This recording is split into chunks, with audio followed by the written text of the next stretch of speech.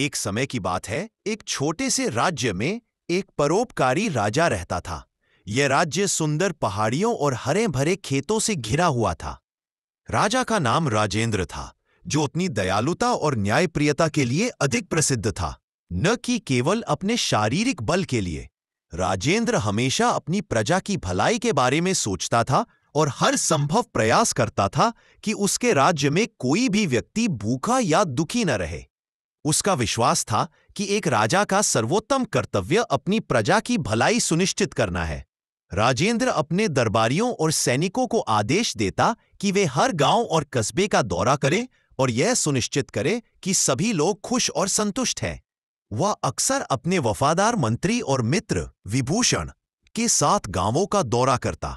वह गांव के लोगों से मिलता, उनकी समस्याएं सुनता और उनके समाधान के लिए तुरंत कदम उठाता। राजा ने राज्य में बड़े बड़े कुएं, तालाब और अनाज के गोदाम बनवाए थे, ताकि सूखे या अकाल के समय किसी को भी भोजन की कमी न हो। इन गोदामों में अनाज भरकर रखा जाता था, जिससे कोई भी गरीब व्यक्ति भूखा न रहे। राजेंद्र की इस पहल के कारण उसके राज्य में हमेशा खुशहाली का माहौल बना रहता था। लोग राजा की तारीफ करते नहीं थकते थे और उसे अपना उद्धारक मानते थे। एक दिन राजा अपने दरबार में एक गरीब किसान को देखता है, जो अपनी फसल के नुकसान के कारण कर्ज में डूबा हुआ था।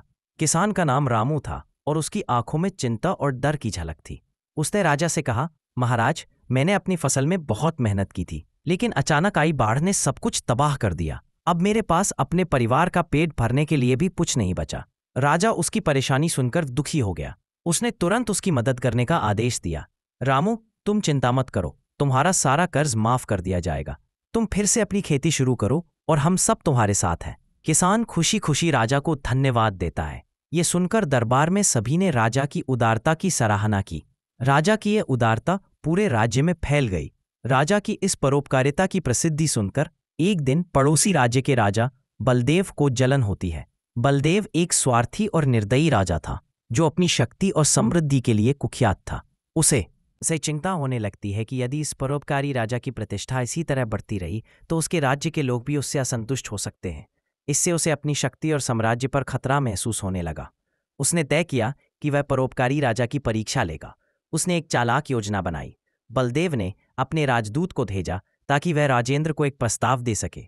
राजदूत ने राजा राजेंद्र के सामने प्रस्तुत होकर कहा, महाराज, मैं बलदेव का राजदूत हूं। मेरे राजा ने आपके सामने एक प्रस्ताव रखा है। यदि आप हमारे राज्य के साथ एक व्यापारिक संधि करते हैं तो हम आपके राज्य के सभी अनाज की आपूर्ति करेंगे। इसके बदले में हमें आपके राज्य की प्राकृतिक संपदा की कुछ हिस्सेदारी। चाहे राजेंद्र ने राजदूत की बात सुनकर उसे ध्यान से समझा। उसने कहा, हमारी जमीन की उपज हमारे लोगों की मेहनत का फल है। हम इसे किसी के साथ साझा नहीं कर सकते। हमारी प्राथमिकता हमारी प्रजा का भला करना है।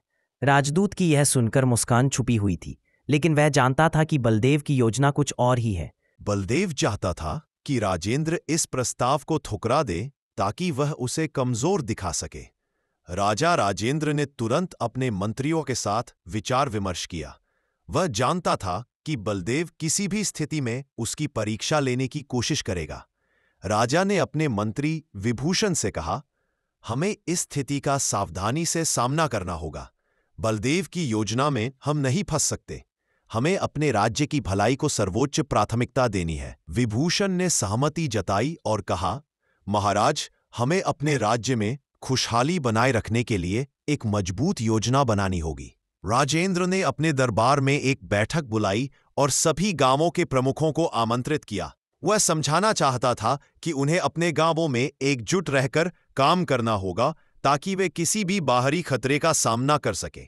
राजा ने गांवों के प्रमुखों को समझाया कि एकता में शक्ति है और एकजुट होकर ही वे हर समस्या का सामना कर सकते हैं। गांवों के प्रमुखों ने राजा की बातें सुनकर उसे आश्वासन दिया कि वे उसकी बातों का पालन करेंगे और राज्य के लिए हर संभव मदद करेंगे। प्रजा ने राजा के प्रति अपनी वफादारी और समर्थन व्यक्त किया। इस बात से राजा का मनोबल और बढ़ गया। राजा ने फिर से अपने दरबार में बैठकर योजना बनाई। उन्होंने एक कार्यक्रम रखा जिसमें राज्य के सभी किसानों और व्यापारियों को बुलाया गया। राजा ने उन्हें बताया कि हमें किसी भी स्थिति में एकजुट रहना है। बलदेव की चालों को हमें समझना होगा और अपने राज्य की रक्षा करनी होगी। राजा की इस रणनीति ने लोगों में एक नई ऊर्जा भर दी।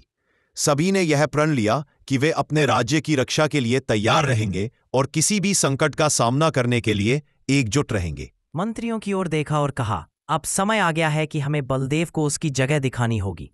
हम अपने राज्य की रक्षा करेंगे। हमें अपनी प्रजा पर गर्व है और हम किसी भी परिस्थिति में उनके लिए लड़ेंगे। राजा ने तुरंत अपनी सेना को संगठित करने का आदेश दिया। उसकी आंखों में दृढ़ संकल्प था और उसके दिल में अपने लोगों के लिए एक अटूट प्रेम। राजेंद्र ने प्रजा के साथ मिलकर एक योजना बनाई। वे यह जानते थे कि बलदेव एक ताकतवर राजा है, लेकिन उनकी एकता और राजेंद्र की दयालुता उनके खिलाफ एक सशक्त शस्त्र बन सकती थी। अगले दिन सुबह जब बलदेव ने अपनी सेना के साथ राजा के राज्य की ओर बढ़ना शुरू किया, तब राजेंद्र ने अपनी प्रजा को एकत्रित किया। उसने कहा, आज हम सब मिलकर अपने राज्य की रक्षा करेंगे। हमें किसी भी चुनौती का सामना करना है क्योंकि हम एकजुट हैं। हमारी एकता ही हमारी शक्ति है। राजा की इस बात ने सभी को प्रेरित किया। प्रजा ने अपने राजा के साथ खड़े होकर एक नई ऊर्जा के साथ बलदेव के खिलाफ युद्ध के लिए तैयार हो गए। इस समय सभी का दिल एक साथ धड़क रहा था और एक नया अध्याय शुरू होने को था, जिसमें परोपकारी राजा ने अपनी दयालुता और अपने राज्य की सुरक्षा के लिए एक नई लड़ाई की तैयारी की थी।